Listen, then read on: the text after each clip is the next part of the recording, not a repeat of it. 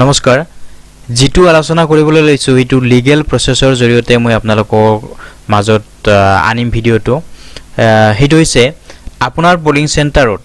যদি হেখৰ ভোটাৰজনৰ নাম ৰেজিষ্টাৰ হোৱাৰ পিছত থাৰ্ড পোলিংয়ে ব্যালট ইস্যু কৰাৰ পিছত সেই ভোটাৰজনে ৰিফিউজ কৰে তেতিয়াহলে আপুনি কেনেদৰে কন্ট্ৰোল ইউনিটৰ ভোট আৰু আপোনাৰ 17A যিখিনি ৰেজিষ্টাৰ হৈছে হেইটো ভোট কেনেদৰে আপুনি মিলাব যদি হেই হেখৰ ভোটাৰজনৰ নাম সেকেন্ড পোলিংয়ে ৰেজিষ্টাৰ কৰে তেওঁৰ সিগনেচাৰ লয় আৰু থাৰ্ড পোলিংয়ে যদি ব্যালট ইস্যু কৰে আৰু যদি তেওঁ হেখত ভোট দিবলৈ অমান্তি হয় ৰিফিউজ কৰে আপোনালোকে ৰিকুৱেষ্ট কৰাৰ পিছত তেতিয়াহলে কিন্তু ভোট কন্ট্ৰোল ইউনিটৰ ভোটৰ লগত আপোনাৰ যেটো 17A তাৰ ভোটৰ ভোট বা ব্যালট ইউনিটৰ ভোটৰ লগত আপোনাৰ ভোট নিমিলিব আৰু যেতিয়া নিমিলে যেতিয়ালৈকে নিমিলে তেতিয়া আপুনি কন্ট্ৰোল ইউনিট ক্লোজ কৰিব নোৱাৰে অৰ্থাৎ যেহেতু থাৰ্ড পোলিং অফিচাৰে এটা ব্যালট ইউজ কৰিছে আৰু হেই ইউজ কৰা ব্যালটটো আপুনি ব্যালট ইউনিটত ভোট দিবই লাগিব যেতিয়ালৈকে আপুনি ভোট নিদিয়ে তেতিয়ালৈকে ব্যালট ইউনিটৰ যেটো ব্যালট ইস্যু হৈ আছে হেতু ইস্যু হৈয়ে থাকিব গতিকে আপুনি কেনেদৰে হেই ইস্যু হোৱা ব্যালটটো ডিসমিস কৰিব এই ভিডিওটোত আপুনি গম পাব আৰু ডিসমিস কৰাৰ পিছত আপুনি তাত যেটো ৰিমাৰ্ক কলম আছে তাত আপুনি ৰিফিউজ টু ভোট লিখিব পাৰিব আৰু আপোনাৰ ইয়াত এটা ভোট কমি যাব ৰিফিউজ টু ভোট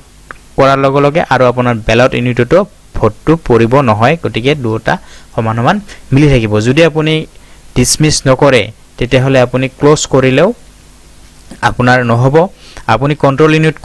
ক্লোজ কৰিব নোৱাৰে কন্ট্ৰোল ইউনিট ক্লোজ কৰাৰ লগে লগে আপোনাৰ ভিভিপেটৰ হাতখন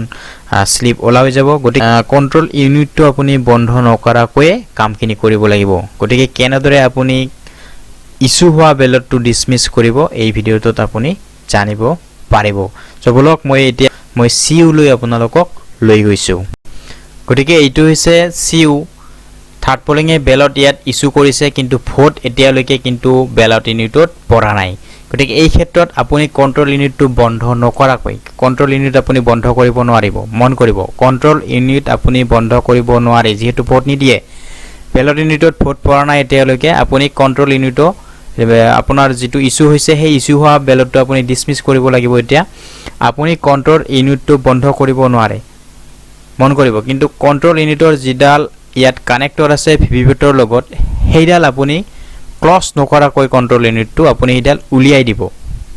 মন কৰিব মই কন্ট্ৰোল ইউনিটটো অন হৈ আছে কিন্তু মই ইয়াৰ জিডাল কানেক্টৰ আছে হেইডাল মই ইয়াত টিপি পেলাই ইয়াত উলিয়াই দিম আপুনি হেইডাল টিপি পেলাই উলিয়াই দিব কন্ট্ৰোল ইউনিট অন হৈ আছে ইয়াৰ পিছত আপুনি কি কৰিব যেটো ক্লোজ বটন আছে সেই ক্লোজ বটনটো আপুনি এবাৰ প্ৰেছ কৰি দিব ক্লোজ বটন প্ৰেছ কৰি দিয়াৰ লগে লগে ক্লোজ হৈ যাব আৰু যদি নহয় তেতিয়াহলে আপুনি কি কৰিব মই ইয়াত ক্লোজ বটন টিপি দিছো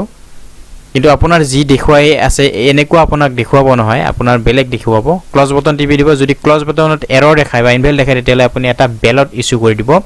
আৰু ব্যালট ইস্যু কৰাৰ লগে লগে আপুনি ক্লোজ বটন টিপি দিব আৰু ক্লোজ বটন টিপি দিয়াৰ লগে লগে হেকত আপোনাৰ যেটো ইয়াত মেইন সুইচ আছে এই মেইন সুইচটো আপুনি অফ কৰি দিব মেইন সুইচটো অফ কৰাৰ লগে লগে আপোনাৰ ইয়াত যেটো ব্যালট ইস্যু হৈ আছিল সেই ইস্যু হোৱা ব্যালটটো আপোনাৰ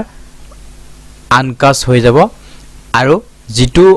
আপুনি ৰেজিষ্টাৰ কৰিছে 17A তাত আপুনি কি লিখিব ৰিফিউজ টু ভোট লিখি তাত ভোটটো ৰেজিষ্টাৰ হৈছিল যদিও সেই ভোটটো ইয়াত কাউন্ট নহয় গতিকে আপোনাৰ যেটো টোটাল নাম্বাৰ সেই টোটাল নাম্বাৰটো ইকুৱেল হৈ থাকিব Namaskar friends, please grasp all YouTube channel to subscribe Korok, Aru, video or notification Papaloy, bell icon too, on Ko Re Rockok, Dania Bud.